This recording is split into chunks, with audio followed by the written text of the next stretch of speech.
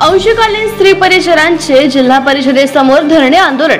सरकारने मानधनात वाढ करावी या प्रमुख मागणीसाठी अंशकालीन स्त्री परिचरांचे 1 जुलैपासून काम बंद आंदोलन सुरू आहे।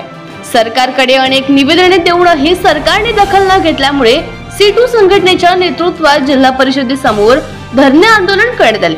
मानधन वाढवून द्या अशी मागणी या आंदोलनातून करण्यात आली। सरकारने मागण्या मान्य न केल्यास आणखी तीव्र स्वरूपाचे आंदोलन करू असा इशारा यावेळी आंदोलकांनी दिला आहे। आज आम्ही धरणे आंदोलन यासाठी सुरू केलं आहे की मागील आम्ही 15 ते 20 वर्षापासून NRHM मध्ये सर्व कंत्राटी अधिकारी आणि कर्मचारी कार्यरत आहे। 15-20 वर्ष होऊन गेलेले आहे। काही वयोमर्यादा झालेले आहे, काही रिटायर झालेले आहे आणि आमचा महाराष्ट्र शासनाने 14 मार्च 2024 रोजी समायोजनाविषयी GR काढलेला आहे की ज्यांना 10 वर्ष पूर्ण झालेले आहे अशा कर्मचाऱ्यांचे आम्ही एक वेळा म्हणजे एक रकमी समायोजन करू म्हणून।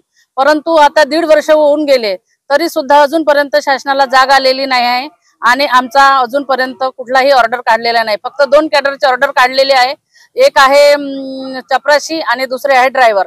फक्त या 2 कॅडरचे ऑर्डर काढून बाकीच्यांच्या अजून काही कर्मचाऱ्यांच्या लिस्ट सुद्धा त्यांनी ज्या म्हणजे लिस्ट आहे सिनियरिटी लिस्ट त्या सुद्धा अजूनपर्यंत लावलेल्या नाही आणि म्हणून आता आम्ही हतबल झालेलो आहे आणि त्याच्यासाठी आज आम्ही इथे संपूर्ण महाराष्ट्रामध्ये NRHM कर्मचारी आणि अधिकारी यांनी आंदोलन पुकारलेलं आहे।